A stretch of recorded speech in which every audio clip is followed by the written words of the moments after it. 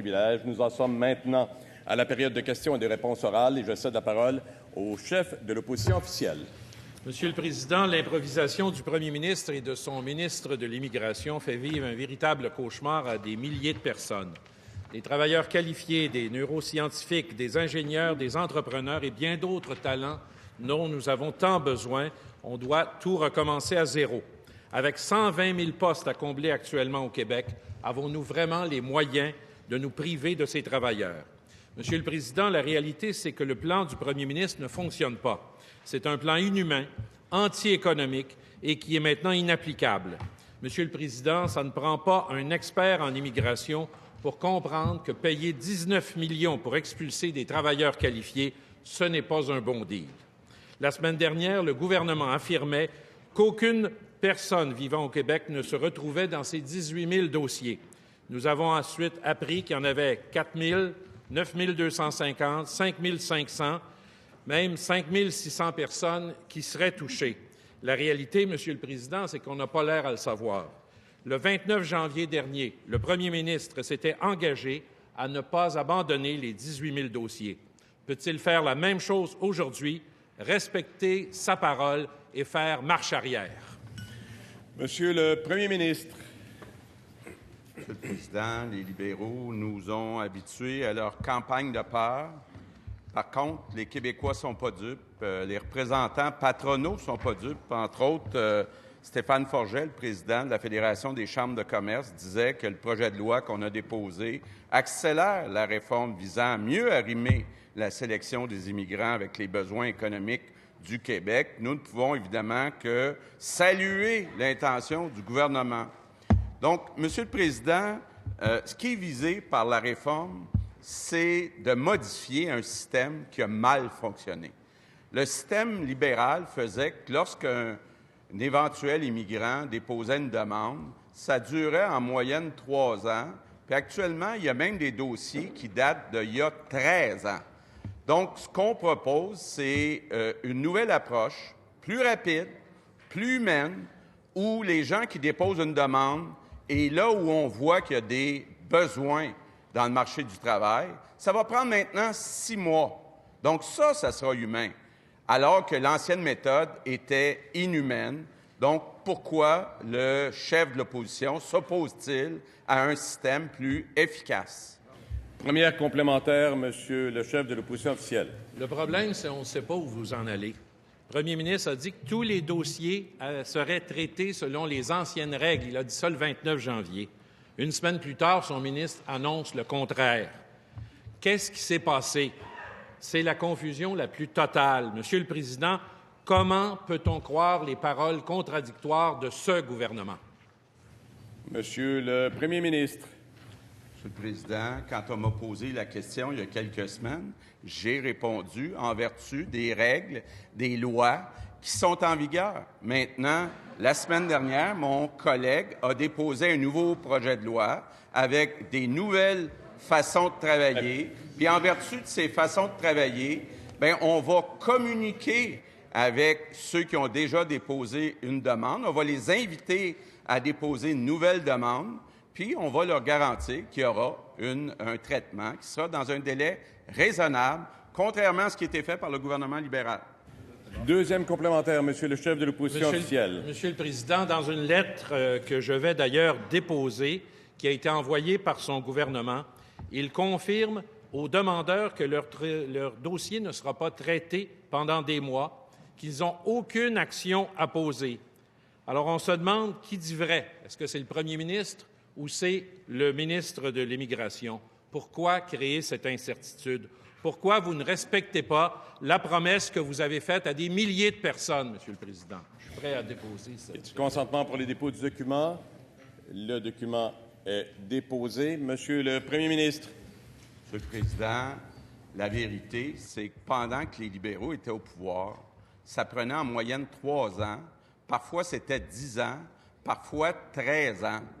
Maintenant, on dit à ceux qui ont des dossiers qui traînent depuis 3 à 13 ans, déposer une nouvelle demande. On va même communiquer par téléphone avec les 18 000 demandeurs pour leur expliquer comment déposer une nouvelle demande en vertu d'un nouveau système efficace. Troisième complémentaire, Monsieur le chef de l'opposition officielle. Monsieur le Président, on se croirait dans la Ligue d'improvisation amateur, Monsieur le Président. Ce que le premier ministre oublie, c'est que ça, ce n'est pas un jeu. C'est la vie et l'avenir de milliers de personnes, Monsieur le Président. Comment le premier ministre et les ministres qui l'entourent peuvent-ils accepter d'insécuriser et de priver des milliers de travailleurs et, en plus, du même coup, affaiblir économiquement le Québec, Monsieur le Président? Monsieur le premier ministre. Monsieur le Président, chef de l'opposition, c'est très bien qu'actuellement, il y a beaucoup de nouveaux arrivants au Québec qui ne trouvent pas d'emploi. Après 5 ans, le taux de chômage est à 14 ou 15 %. Donc, le fonctionnement du gouvernement libéral n'a pas donné de bons résultats. Monsieur le Président, je pensais qu'avec le changement de chef au Parti libéral, on arrêterait les campagnes de peur. Pourquoi on ne peut pas discuter d'immigration de façon sereine? C'est quoi le problème avec les libéraux? Question principale, Madame la députée. Madame la députée de Saint-Henri-Sainte-Anne, la parole vous appartient. Merci, Monsieur le Président. Ça va me faire plaisir de discuter sereinement d'immigration. La semaine dernière, le ministre Jolin Barrette a donc déposé son projet de loi 9 et on a rarement vu... Simplement un rappel au règlement pour ma collègue. Le ministre de l'Immigration. Lequel, Monsieur le leader du gouvernement? Alors, Monsieur le leader de... Couper la collègue dans sa question, j'entends. On reprend maintenant et on continue. La parole est à vous, Madame la députée de Saint-Henri-Sainte-Anne. Alors, on a rarement vu autant d'amateurisme et d'improvisation de la part du ministre de l'Immigration.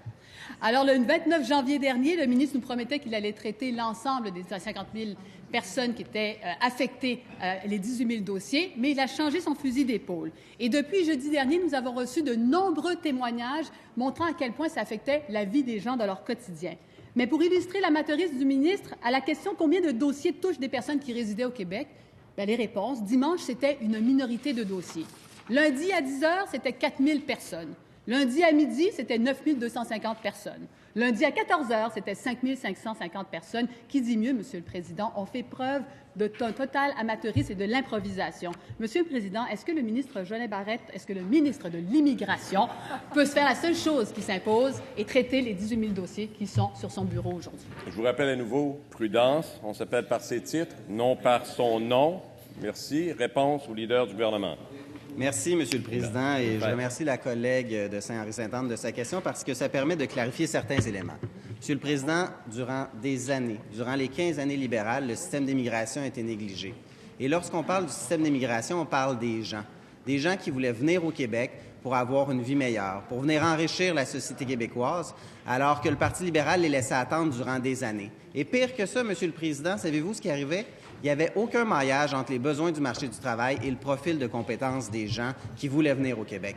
Ça, Monsieur le Président, ça signifiait que les gens avaient la tête remplie d'espoir. Ils disaient, moi, je vais pouvoir occuper un emploi à la hauteur de mes compétences au Québec. Je vais pouvoir venir travailler dans le domaine de formation que je connais, dans les emplois que j'avais. Alors, qu'est-ce qui arrivait? Ils se retrouvaient dans des emplois pour lesquels ils étaient surqualifiés. Parce que la réalité, Monsieur le Président, c'est que le Parti libéral créer un inventaire, faisant en sorte de ne pas s'assurer d'avoir un maillage entre les besoins du marché du travail et la réalité, le profil des candidats à l'immigration.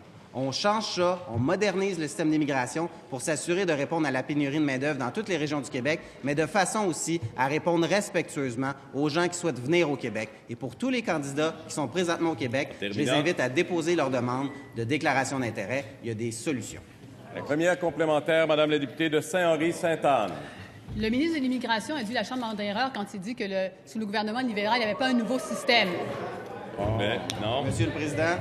Elle ne peut pas dire ça. Monsieur le leader du gouvernement.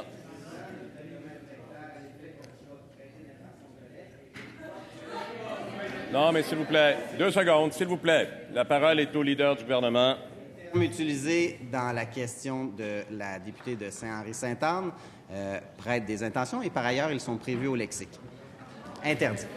Je vous rappelle, avant de donner la parole au leader de l'opposition officielle, que les règles sont claires. Il faut prendre la parole des députés. Je vous demande évidemment dans un instant de poursuivre. Je vous laisse la parole pour compléter rapidement, Monsieur le leader de l'opposition officielle. Merci, Monsieur le Président. Ce qu'a fait la collègue, c'est dire la vérité. Est-ce que le leader est prêt à un débat sur cette question? Non, écoutez, Non, mais je m'excuse. Non, je vous arrête 2 instants.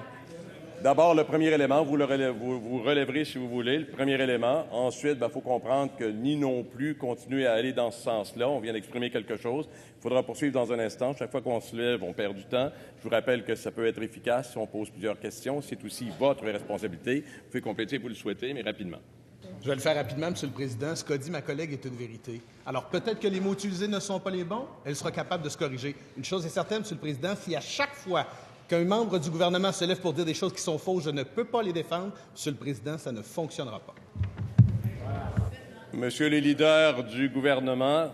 Monsieur le Président, si la députée de Saint-Henri-Sainte-Anne soutient ses propos, qu'elle dépose une motion de violation de droits et privilèges, on pourra en faire le débat. Je vous demande de poursuivre. La parole est à la députée de Saint-Henri-Sainte-Anne. Poursuivez, Madame la députée. Lorsque le ministre de l'Immigration déclare qu'il y avait un ancien système et que maintenant il y a un nouveau système, le nouveau système a été fait sous le Parti libéral, a été mis en place en août 2018. Le nouveau système Arima, c'est en août 2018 qu'il a fait. Donc c'est ça qu'il faut clarifier avec le ministre de l'Immigration. Maintenant, 19 millions pour jeter des dossiers, c'est ce que vous voulez faire. Prenez ces 19 millions-là et assurez-vous de traiter les dossiers qui sont sur Monsieur le ministre de l'Immigration. Monsieur le Président, ce qu'on fait avec le nouveau système d'immigration, c'est qu'on s'assure de répondre au profil des candidats à l'immigration pour répondre aux besoins du marché du travail. Honnêtement, Monsieur le Président, depuis dimanche, j'entends la députée de Saint-Henri-Sainte-Anne faire une campagne de peur aux gens. Elle reproche l'amateurisme du gouvernement. Honnêtement, c'est l'amateurisme de ses propos. On a une responsabilité, Monsieur le Président, lorsqu'on occupe les fonctions que nous avons, autant au gouvernement que dans l'opposition, de bien renseigner les gens. Je l'ai entendu sur tous les plateaux de télévision faire en sorte d'affirmer certains éléments qui m'apparaissaient, ma foi, je ne les aurais pas dit parce que je ne crois pas que c'est la vérité, ce qu'elle dit.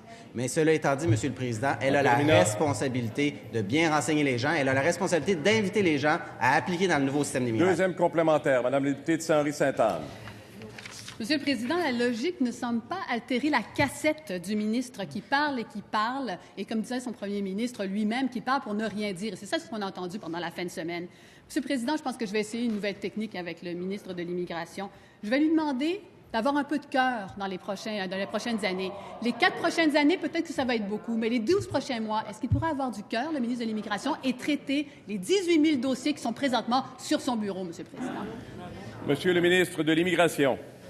Monsieur le Président, on a du cœur parce qu'on va faire venir les gens plus rapidement au Québec en s'assurant de bien les outiller. La députée de Saint-Henri-Sainte-Anne oublie que dans le projet de loi 9, il y a des mesures pour faire en sorte d'accompagner les immigrants que vous avez abandonnés durant les 15 dernières années. En termes d'intégration, en termes de francisation, le bilan du Parti libéral, c'est le bilan des rêves brisés. Et lorsqu'on parle de prendre bien soin des gens, je pense que je n'ai pas de leçon à recevoir de la vice-première ministre, d'un gouvernement qui a procédé à l'austérité, qui a coupé des infirmières dans toutes les régions du Québec, qui a coupé des services à la population, qui a coupé des services aux enfants les plus vulnérables. Non, s'il vous plaît. Est-ce qu'il pourrait y avoir un peu d'autodiscipline? Est-ce qu'on peut être attentif aux réponses? Moi, je sais que c'est peut-être pas facile, mais c'est notre devoir à tous. Alors, je vous demande, s'il vous plaît, votre collaboration et qu'on poursuive en finale pour quelques secondes. Je viens de vous le dire, là. Est-ce qu'on se comprend? Je pense que oui. Merci. Poursuivez, Monsieur le leader du gouvernement. Monsieur le Président, on tente de réparer le bilan de l'inaction libérale en matière d'immigration durant 15 ans. On a laissé s'accumuler des inventaires. Les gens ont attendu des années. Il faut réformer le système d'immigration. Question principale, Madame la députée de Maurice Richard. Merci, Monsieur le Président.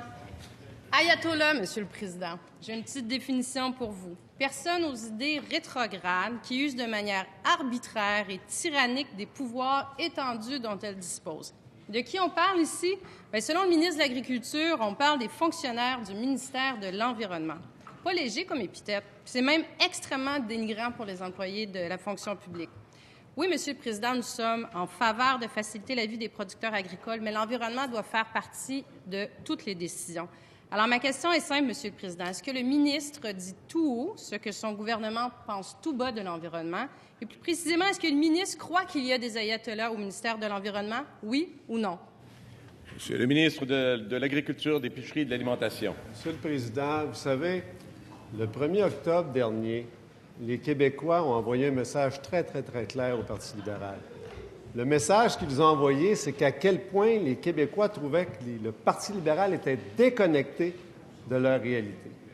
Bien, à la lumière de l'intervention de ma collègue d'aujourd'hui, force est de constater qu'ils sont toujours aussi déconnectés de la réalité non seulement des Québécois, mais de la réalité de nos agriculteurs et de nos petits agriculteurs, qui sont complètement déconnectés de la réalité de tous ces hommes et ces femmes à grandeur du Québec qui veulent pratiquer une agriculture écologique, qui veulent pratiquer une agriculture intensive, biologique, qui sont complètement déconnectés de tous ces agriculteurs sur le territoire du Québec, qui veulent pratiquer une agriculture durable et promouvoir l'achat de proximité. Bien, nous, à la CAQ, on a entendu, on a compris nos agriculteurs, on a compris nos petits agriculteurs, et puis on les soutient. Alors, est-ce que la députée peut expliquer à cette Chambre pourquoi le Parti libéral s'attaque aux petits agriculteurs? Première complémentaire, Madame la députée de Maurice Richard. Je comprends, Monsieur le Président, que la réponse du ministre est oui. Tout le monde sait que la politique de la terre brûlée, c'est pas la meilleure méthode agricole. Bien, si ça marche pas en agriculture, ça marche pas en ressources humaines non plus. Pourtant, on dirait que c'est la méthode qu'applique le ministre de l'Agriculture. Après avoir discrédité un expert de son ministère, blâmé son sous-ministre, c'est maintenant la faute des experts du ministère de l'Environnement et de nous également. Il en rajoute aujourd'hui. Si on résume, Monsieur le Président, c'est toujours la faute des autres, jamais celle du ministre. Donc, après s'être caché toute la journée hier, est-ce que le ministre peut livrer ses excuses aux fonctionnaires du ministère? Monsieur le ministre de l'Agriculture, des Pêcheries et de l'Alimentation. Bien, je rappellerai d'abord à la députée de Maurice Richard que la protectrice du citoyen a informé cette Chambre aujourd'hui qu'elle va faire toute la lumière dans le dossier du congédiement de M. Robert. Ceci étant dit, je rappelle à cette Chambre et à la députée qu'aujourd'hui, il y a une réalité sur le territoire pour nos petits agriculteurs. Il y a une réalité sur le territoire pour ceux qui veulent pratiquer une agriculture écologique, biologique intensive. Il y a une réalité sur le territoire pour ceux qui veulent pratiquer une agriculture durable et promouvoir l'achat de proximité. Et ces petits agriculteurs-là, ils ont besoin d'un soutien. Puis ce que j'entends, c'est que le Parti libéral attaque ces petits agriculteurs-là. Deuxième complémentaire, Madame la députée de Maurice Richard. Un déluge de mots, Monsieur le Premier ministre, mais encore aucune excuse aux fonctionnaires du Québec puis de la fonction publique. Il ne répond pas à la question. Il y a un mois, le premier ministre démettait une ministre de ses fonctions pour des problèmes de communication, je le cite. Et je pense qu'il devient assez évident avec le ministre de l'Agriculture qu'il est de nouveau question d'importants problèmes de communication. Ma question est assez simple, Monsieur le Président. Quand vient le temps pour le premier ministre de se défaire de ministre, est-ce qu'il y a 2 poids, 2 mesures? Monsieur le ministre de l'Agriculture, des Pêcheries et de l'Alimentation. Monsieur le Président, si on parle de problèmes de communication, là, je pense que le 1er octobre, les Québécois ont vraiment expliqué au Parti libéral où y était le problème de communication.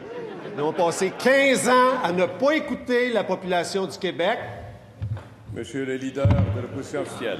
Oui, Monsieur le Président, parce que vous souhaitez qu'on travaille avec le règlement. L'article 79 est assez clair. Il ne peut susciter de débat. Il doit s'en tenir à une réponse courte, puis il doit parler du sujet. Je sais qu'il n'aime pas le sujet, mais il doit parler du sujet, Monsieur le Président. Monsieur le leader de l'opposition du gouvernement.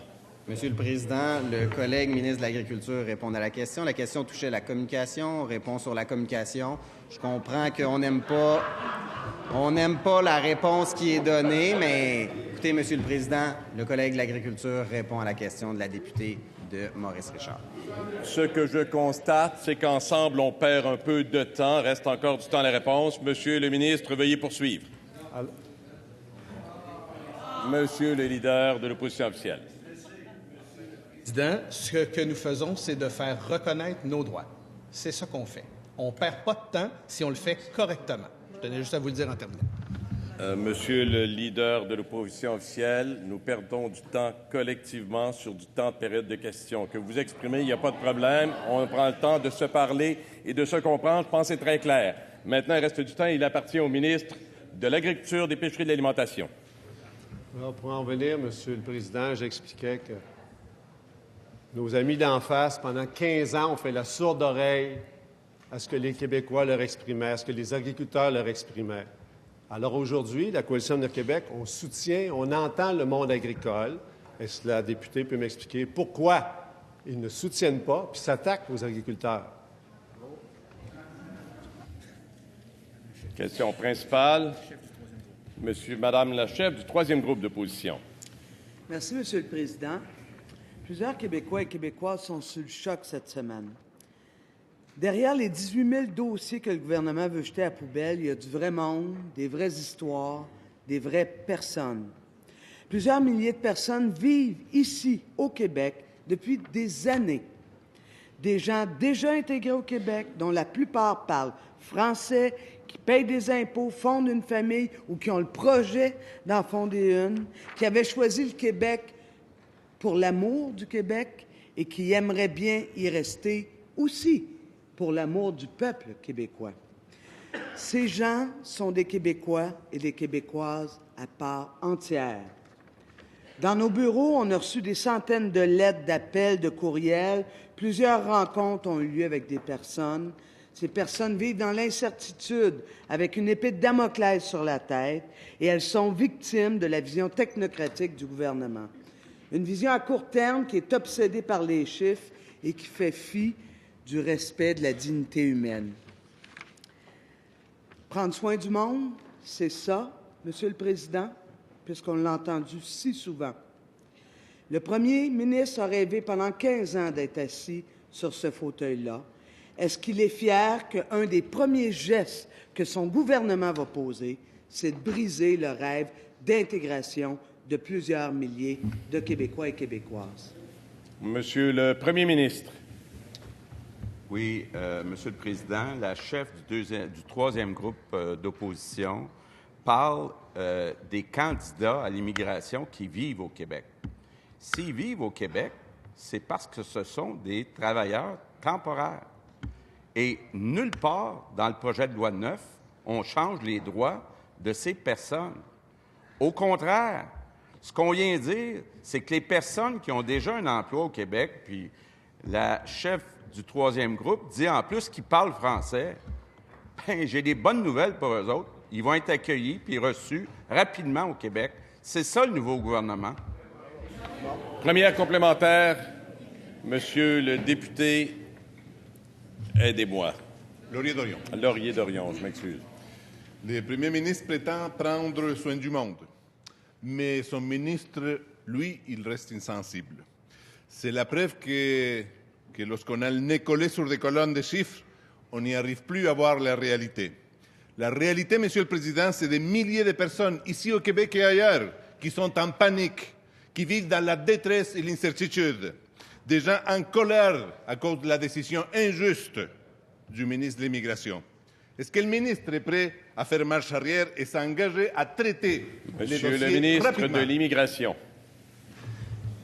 Monsieur le Président, ce que nous faisons avec le nouveau système d'immigration, c'est de s'assurer de mieux intégrer les gens et de s'assurer que les gens qu'on accueille en matière d'immigration puissent occuper un emploi à la hauteur de leurs compétences. Et je connais le député de Laurier-Dorion et il a le souci que les gens qu'on accueille au Québec, ils puissent être bien intégrés et qu'on ne leur raconte pas des menteries lorsqu'on on va les chercher à l'étranger pour les accueillir au Québec. On veut qu'ils puissent évoluer dans leur emploi, qu'ils puissent évoluer à la hauteur de la formation qu'ils ont reçue dans leur pays d'origine et qu'ils puissent bien s'intégrer au Québec. Je sais qu'il a cette volonté-là et j'ai la même volonté. Le moyen pour y arriver, c'est de s'assurer de faire en sorte qu'on réduise les délais de façon à agir d'une façon plus respectueuse. J'espère qu'il va collaborer avec moi lors de l'adoption du projet de loi. Deuxième complémentaire, Monsieur le député de Laurier-Dorion. Pour accueillir et intégrer des gens, il pourra toujours compter sur ma collaboration et celle de notre caucus. Mais de toute évidence, les arguments humains ne les convainquent pas. Parlons d'abord d'arguments comptables. Il a 19 millions de dollars pour traiter les dossiers rapidement. Avec la volonté politique, c'est possible. Je voudrais rassurer le ministre, ce sera fait à coût nul. Changer d'idée, Monsieur le Président, ce n'est pas un crime. Les ministres s'engagent-ils à traiter les cas de ces milliers de personnes et rapidement? Monsieur le ministre de l'Immigration. Monsieur le Président, je tiens à réitérer ce que j'ai dit en dehors de la Chambre et ce que j'ai dit à ma collègue de Saint-Henri-Sainte-Anne. Les gens qui sont sur le territoire québécois, qui sont en emploi, qui parlent français, il existe une voie rapide pour s'assurer de leur permanentisation s'ils répondent aux besoins du marché du travail québécois. Et ça, il faudrait que les partis d'opposition arrêtent d'alarmer la population et fassent preuve de pédagogie et travaillent dans le même sens que le gouvernement pour s'assurer de rassurer ces gens-là. Pour les gens qui ne correspondent pas à ces critères-là du programme d'expérience québécoise, il y a le programme ARIMA qui permet de déclarer son intérêt. Et pour les gens qui répondent aux besoins du marché du travail, le système pourra les inviter. Alors, j'invite le député de Laurier-Dorion à travailler avec nous pour améliorer l'État et de développer un parcours personnalisé pour les personnes immigrantes ici au Québec. Question principale, Monsieur le chef du deuxième groupe d'opposition. Monsieur le Président, les Québécois, collectivement, on s'est fait voler de millions, de milliards de dollars dans le domaine informatique. Plusieurs reportages ont relaté ce qu'on appelle le bordel informatique hors de contrôle. Et le Parti québécois a dénoncé cela. Et le gouvernement qui était dans l'opposition l'a fait à plusieurs reprises. 6 motions demandant une enquête pour faire la vérité sur ce qui s'est passé. Une fois au pouvoir, il change son fusil d'épaule et la seule présence du député de la Pelletrie comme ministre devrait suffire à enlever tout soupçon sur la suite des choses. Ma question au premier ministre, pourquoi cet autre recul? Pourquoi maintenant qu'il est au pouvoir, c'est pas important? Et pourquoi il laisse les Québécois encore se faire voler par des gens sans scrupules, qui ont le feu vert parce qu'il n'y a aucune volonté politique forte du gouvernement du Québec de faire ce qu'il a dit qu'il ferait dans l'opposition? Monsieur le ministre délégué à la transformation numérique gouvernementale. Merci, Monsieur le Président. D'abord, j'aimerais peut-être faire une petite leçon d'histoire pour le bénéfice des collègues. Oui, effectivement, au début du précédent mandat, on avait demandé une commission d'enquête. Je dois dire que cette commission-là n'avait été soutenue par à peu près personne ici et dans la société civile. Ce qu'on a fait, on a déposé, et j'ai déposé au nom de ma formation politique en 2015, un rapport où on proposait une série de mesures pour corriger la situation. Donc, il n'est absolument pas question de laisser personne voler l'État québécois. Je veux rassurer les Québécois là-dessus. Ça n'arrivera pas. Mon collègue du Conseil du Trésor, avec les fonctionnaires, est à établir de nouvelles façons de faire pour la vérification des contrats, s'assurer que les gens qui exécutent ces contrats-là sont les bonnes personnes, qu'elles ont les bonnes qualifications. Il y aura plusieurs annonces qui seront faites bientôt sur la réforme de la gouvernance pour s'assurer que ce sont des gens compétents qui prennent les bonnes décisions au bon moment pour le bénéfice des Québécois et surtout pour augmenter l'efficacité et l'efficience de nos systèmes informatiques au gouvernement du Québec. Première complémentaire, Monsieur le chef du deuxième groupe d'opposition. Monsieur le Président, donc il n'y aura pas d'enquête parce qu'il y a un shérif qui s'en occupe et tout ce temps-là, il fallait seulement installer la bonne personne au bon endroit. C'est un mauvais départ en informatique, mais il y a pire. Le gouvernement du Québec, qui dit nationaliste, a décidé de faire en sorte que 80 % des données personnelles des Québécois, notamment en santé, s'en aillent dans des entreprises américaines qui vont les gérer. C'est imprudent, c'est pas nationaliste et c'est surtout inquiétant. Est-ce que le premier ministre pourrait lui répondre et nous expliquer pourquoi c'est une bonne idée que les Québécois envoient leurs données personnelles aux États-Unis au lieu de développer une expertise ici avec les 8 000 Monsieur le ministre délégué à la transformation numérique. Bon, Monsieur le Président, on va essayer de mettre fin aux légendes urbaines, là. Le gouvernement du Québec n'a pas l'intention d'envoyer ces données aux États-Unis, donner ça en pâture aux Américains. La décision qui a été prise, premièrement, Monsieur le Président, il faut comprendre que si on décide d'avoir un nuage privé, le gouvernement du Québec, là, c'est au bas mot 125 millions de plus. En plus, l'argent qu'il faut investir pour innover, pour maintenir nos actifs à jour, c'est des sommes colossales. Pourquoi? Pour faire moins bien que ce qu'on va pouvoir trouver actuellement sur le marché, notamment par des entreprises du Québec.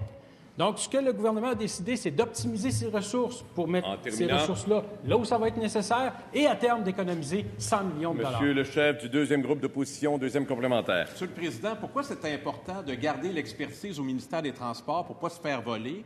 Et qu'on a 8 000 personnes formées en informatique au gouvernement du Québec et on envoie les données personnelles et sensibles aux États-Unis où Google, Amazon ou IBM pourraient mettre la main dessus. Je suis pas mal sûr que les Québécois qui nous écoutent n'ont pas envie que nos données s'en aillent aux États-Unis. Donc, il ne m'a pas convaincu, puis je ne suis pas convaincu qu'il a convaincu d'autres personnes. Le premier ministre va s'asseoir, c'est le prochain. Monsieur le premier ministre.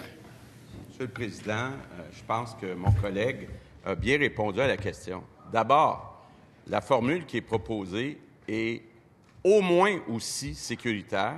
Ça va nous permettre d'économiser 100 millions de dollars. Je sais que ce n'est pas important pour le PQ, les dépenses. Au YAB, les dépenses. On n'a pas besoin de remettre de l'argent dans le portefeuille des Québécois. Bien, nous, on va gérer de façon efficace. Peut-être que les gens du Parti québécois vont en prendre. Question principale, Madame la députée de Westmount-Saint-Louis. Monsieur le Président, depuis des semaines, le réseau de services de garde, le réseau de l'éducation, les chercheurs et les spécialistes le disent. Le maternel 4 ans, oui, mais pas mur à mur. Dans les endroits bien ciblés, là où les besoins se font sentir, le réseau des services de garde a développé une expertise unique qui a fait ses preuves. Aujourd'hui, on n'apprend qu'une voix de plus s'ajoute, celle des parents. Dans un sondage léger commandé par AQCPE, on apprend qu'un parent sur 5 fera le choix de la maternelle 4 ans. D'ailleurs, un autre sondage léger commandé par le FIPEC en septembre dernier en arrive aux mêmes conclusions. Nous avons un réseau qui a fait ses preuves et dont les Québécois sont profondément attachés.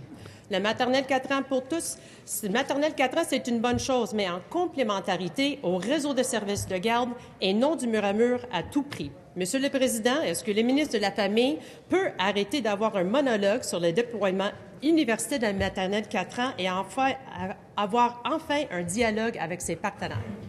Monsieur le ministre de la Famille. Merci, Monsieur le Président. En fait, je veux dire, je suis très fier, moi aussi, du réseau exceptionnel dont on s'est doté ici au Québec, le réseau des services de garde éducatifs à l'enfance, et c'est la raison pour laquelle on va continuer fermement d'investir dans ce réseau-là, parce qu'on en a besoin et parce qu'on l'a vu et on continue de le voir, les parents y tiennent à ce réseau-là qui a déjà fait ses preuves. Maintenant, on va offrir aussi une nouvelle alternative, un nouveau produit, je dirais, public, qui s'appelle la prématernelle 4 ans, qui sera partout au Québec, mais encore une fois, il n'y a pas de contradiction. Un ne va pas sans l'autre, c'est-à-dire que les parents pourront toujours choisir d'envoyer leurs enfants dans une prématernelle 4 ans ou encore dans le réseau des services de garde éducatifs à l'enfance. Et d'ailleurs, on va continuer d'investir, je le disais tantôt. Au ministère de la Famille, on a 13 000 places. Et je regarde mes collègues de l'autre côté, qui étaient, il n'y a pas si longtemps, de notre côté, ici du Salon Bleu, 13 000 places.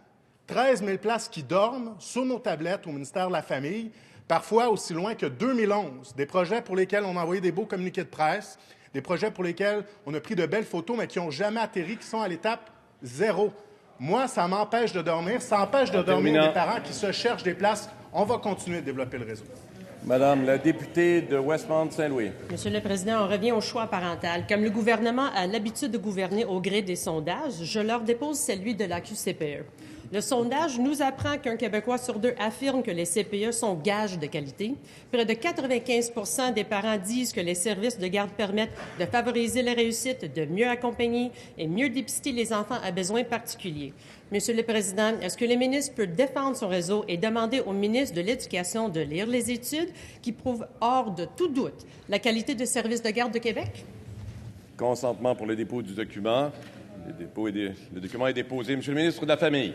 Monsieur le Président, nous, on prend la défense du meilleur pour nos tout-petits. Je pense que c'est assez clair. On veut offrir un choix aux parents. Maintenant, ce qu'on constate aujourd'hui, c'est qu'effectivement, les parents font confiance aux services de garde éducatifs à l'enfance. Ce qu'on constate aussi, c'est qu'il y a un certain appétit de parents qui voudraient envoyer leurs enfants à la prématernelle 4 ans. Qu'est-ce qu'il y a de mal dans le fait de leur offrir la possibilité de le faire? Qu'est-ce qu'il y a de mal en offrant un nouveau service de qualité et puis en permettant aussi aux parents d'envoyer leurs enfants dans un service de garde éducatif à l'enfance où on va continuer d'investir? Moi, je pense que c'est la meilleure chose qu'on peut faire pour nos tout-petits.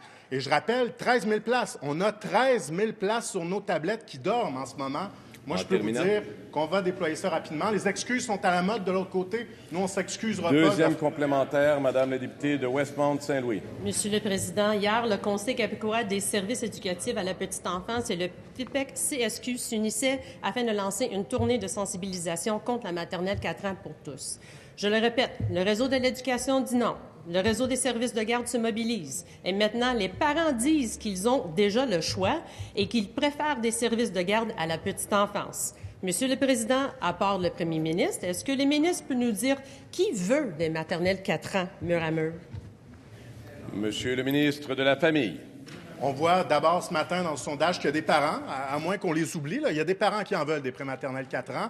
On voit aussi qu'il y a des parents qui veulent envoyer leurs enfants dans un service de garde éducatif à l'enfance. On leur fait confiance à ces parents-là. Ce sont les meilleurs pour choisir le meilleur, justement, pour leurs enfants. Donc, on va continuer fermement d'investir pour développer notre réseau. Je veux rassurer tout le monde, on a un réseau exceptionnel, des éducatrices exceptionnelles. On doit leur donner les moyens pour travailler. Et ça, Monsieur le Président, je peux vous dire qu'on va continuer de le faire avec conviction. Question principale, Madame la députée de Mercier. Monsieur le Président, le ministre de l'Agriculture a affirmé que certains fonctionnaires du ministère de l'Environnement sont des ayatollahs simplement parce qu'ils faisaient leur travail et qu'ils appliquaient la réglementation environnementale. On commence à être habitué aux déclarations maladroites et à l'emporte-pièce du ministre de l'Agriculture, mais cette fois-ci, c'est carrément un manque de respect envers les professionnels du ministère de l'Environnement. Puis le plus inquiétant là-dedans, c'est que ça révèle le fond de la pensée en matière d'environnement de la CAQ. Parce que pour la CAQ, l'environnement, c'est encombrant, c'est un poids lourd à porter et on aimerait donc bien ça s'en débarrasser. Qu'est-ce qu'en pense le ministre de l'Environnement? Est-ce que le ministre est d'accord avec son collègue à l'Agriculture quand il dit qu'il y a des ayatollahs dans son ministère? Monsieur le ministre de l'Agriculture, des Pêcheries et de l'Alimentation. Monsieur le Président, je remercie beaucoup la députée de Mercier pour sa question. Puis, je l'invite à constater que ce dont on parle aujourd'hui, c'est quelque chose qui est au cœur du programme d'agriculture de la troisième opposition. Puis sa collègue députée de Rouyn-Noranda et Témiscamingue, qui était présente lors de mon allocution samedi, a pu apprécier la teneur des propos que j'ai tenus. Ce qui est important de convenir, là, c'est est-ce qu'aujourd'hui, on soutient nos agriculteurs? Est-ce qu'on soutient de façon adéquate tous nos jeunes qui veulent faire de l'agriculture écologique, de l'agriculture intensive, biologique? Est-ce qu'on soutient tous nos agriculteurs qui veulent faire du développement durable puis promouvoir l'achat local? Ultimement, est-ce qu'on soutient la vitalité du territoire? Est-ce qu'on soutient la richesse de nos régions? C'est à cette question-là qu'il faut répondre. Puis j'invite la députée à m'informer, à savoir si elle et sa formation soutiennent cette agriculture ou c'est mieux se ranger du côté du Parti libéral puis s'attaquer à nos agriculteurs. Première complémentaire, Madame la députée de Mercier. Je pensais avoir été claire. Ma question s'adressait à M. Charette. Je comprends que... Encore une fois, je m'excuse, je rappelle la règle. Oui, Monsieur le leader du gouvernement. Je le rappelle, on se nomme par son titre, non par son nom. Donc, ma question s'adresse au ministre de l'Environnement. Je comprends que, en fait, j'aimerais ça qu'il réponde à la question. Parce que c'est vraiment important, ces fonctionnaires ont été insultés par son collègue et ces gens-là sont nos yeux et nos oreilles sur le territoire pour appliquer les lois environnementales qu'on s'est votées collectivement ici même dans cette Chambre. Est-ce que le ministre de l'Environnement, lui, les respecte? Est-ce qu'il peut regarder ses fonctionnaires dans les yeux et leur dire « Non, vous n'êtes pas des ayatollahs » Monsieur le ministre de l'Environnement. Merci, Monsieur le Président. Ces dernières semaines, j'ai eu l'occasion de rencontrer plusieurs des professionnels du ministère de l'Environnement. Et encore ce matin, j'ai pu en croiser plusieurs. Et vous l'avez mentionné, ce sont de véritables professionnels. Donc, ce sont des gens qui voient clairement le jeu politique qui se joue présentement par les oppositions. Ils savent fort bien que les propos de mon collègue à l'agriculture visaient à défendre justement une forme d'agriculture encore plus écologique. Donc non, ce sont des professionnels et oui, ils voient clair dans le jeu de l'opposition et on va les inviter à tout simplement se fier aux propos de mon collègue au niveau de l'agriculture et notre souci de la protection de l'environnement. Deuxième complémentaire, Madame la députée de Mercier. Eh bien, je suis contente d'entendre le ministre de l'Environnement dire qu'il les respecte et que ce ne sont pas des ayatollahs. En tout cas, c'est ce que j'ai compris. Parce que le ministre de l'Agriculture, lui, a clairement l'intention de mettre au pas les fonctionnaires du ministère. C'est pas la première fois que la CAQ démontre sa négligence en matière environnementale. Et combien de temps le ministre de l'Environnement va-t-il accepter que ses collègues manquent de respect envers son ministère? Est-ce que le ministre de l'Environnement va enfin mettre son pied à terre et faire respecter l'environnement au sein du Conseil des ministres qui, visiblement, en a grandement... Monsieur le ministre de l'Environnement. D'une part, Monsieur le Président, aucun membre de respect n'a été exprimé par mon collègue. Et je vous le mentionnais, les professionnels du ministère de l'Environnement voient très bien le jeu qui se joue actuellement de la part des oppositions. Et oui, au niveau de la coalition Avenir Québec, c'est une préoccupation que nous avons exprimée de protéger l'environnement et de revoir, lorsque nécessaire, des règlements ou une législation qui s'applique de façon mur à mur dans certains cas, qui peut être très adaptée à certains milieux, mais qui l'est moins dans d'autres. Donc, vous pouvez compter sur la coalition Avenir Québec pour tracer le juste milieu dans le cas de ces situations-là. Question principale, Madame la députée de Fabre. Monsieur le Président, au centre, nous avons la pénurie de main-d'œuvre. À gauche se tient le ministre de l'Emploi qui lance sa grande corvée et démarre son initiative En action pour la main-d'œuvre. Et de l'autre côté, à droite, se tient le ministre de l'Immigration qui reconnaît également qu'il y a plusieurs entreprises qui ne réussissent pas à trouver des travailleurs. Mais il y a urgence, pas dans 1 an, pas dans 2 ans, maintenant. Monsieur le Président, je vous propose un petit calcul rapide. Imaginons que le projet de loi soit adopté dans la prochaine année. Ajoutons un autre 6 mois pour la réglementation. Nous sommes déjà à plus d'1 an, Monsieur le Président. Et finalement, ajoutons 6 mois de plus pour le traitement des premiers milliers de dossiers. Et là, je suis très optimiste. 2 ans, Monsieur le Président, et si tout va bien. 2 ans avant de répondre aux besoins du marché du travail. Monsieur le Président, face à l'urgence d'agir, maintenant, qu'est-ce que le ministre de l'Emploi a à dire à son collègue de l'Immigration? Monsieur le ministre de l'Immigration. Monsieur le Président, j'ai compris que la collègue de Fabre parlait du projet de loi 9 sur l'immigration. Je crois qu'elle fait référence à ce projet de loi-là.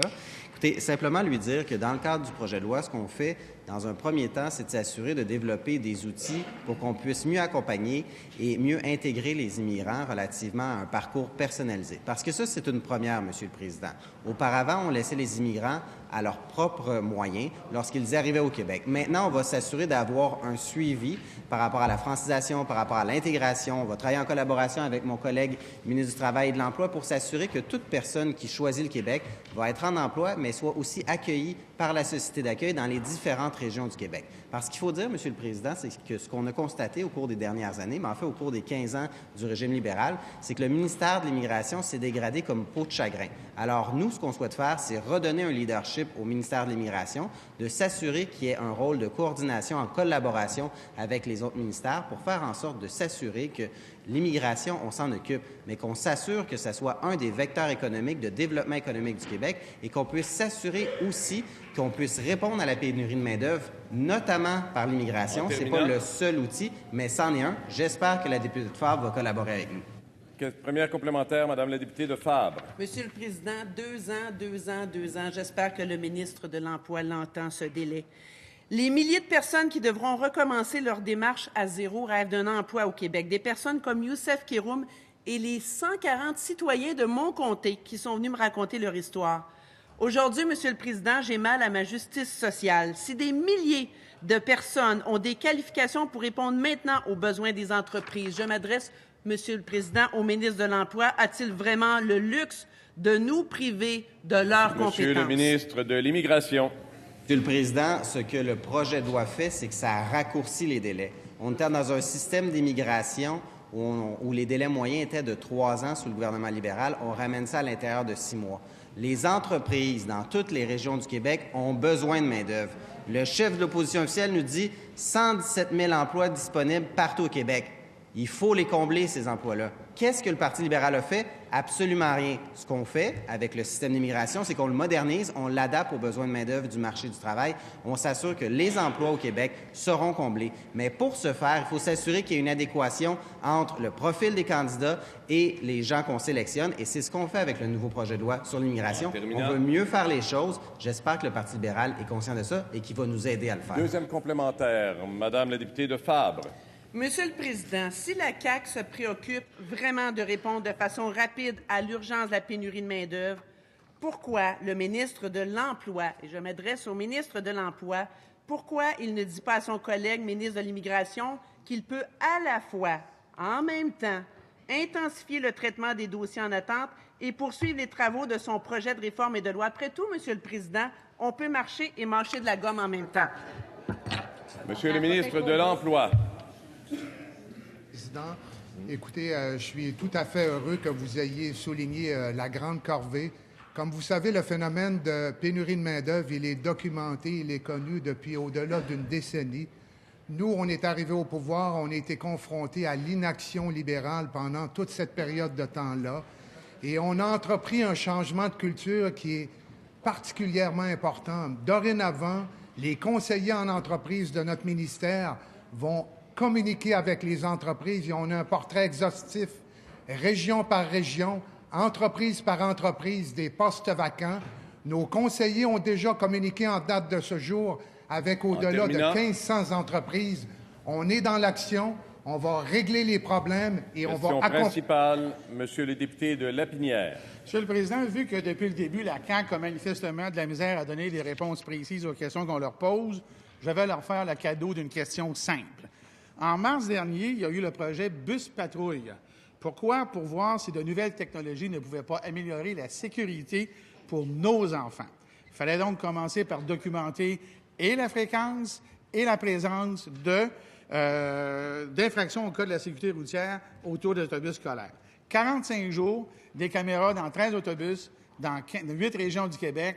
Quel est le constat? Inquiétant, Monsieur le Président. C'est 3,8 et comme la CAQ aime les chiffres ronds, ça fait 4 infractions par jour par autobus, Monsieur le Président. Le rapport a été déposé à l'élection. Le ministre l'a depuis son premier jour à lui. Et aujourd'hui, on lui pose une question qui est très simple. Ça prend quoi aujourd'hui pour qu'il fasse quelque chose? Va-t-il installer des caméras dans les autobus scolaires? Monsieur le ministre des Transports. Monsieur le Président, je vais lui expliquer ce que ça va prendre. L'ancien ministre a mandaté donc la société Bus Patrouille pour installer des caméras. Il y a eu des rencontres le 31 mai et le 18 juin pour les enjeux suivants. L'admissibilité de la preuve vidéo, le respect de la vie privée, le choix des trajets d'autobus et des territoires ciblés, le financement et la responsabilité du traitement de la preuve et de l'autorisation des poursuites. Il y a eu 11 organisations qui ont participé. Et à la fin, Monsieur le Président, la méthodologie analysée par le MTQ, par l'entreprise, présente des lacunes importantes. Et, Monsieur le Président, le DPCP, le directeur des poursuites criminelles et pénales, s'est d'ailleurs exprimé dans son rapport que nous avons reçu en ne retenant qu'une seule infraction flagrante. Donc, je lui dis, Monsieur le Président, qu'on continue d'étudier la situation. Pour nous, la sécurité des enfants est importante, mais pour la suite, on va étudier la situation. Cela met fin, Monsieur le leader de l'opposition officielle. Monsieur le Président, je serais curieux de savoir s'il s'agit de notes personnelles. C'est dactylographie signée par le ministère des Transports du Québec. Cela met fin à la période de questions et de réponses orales. Merci de votre collaboration.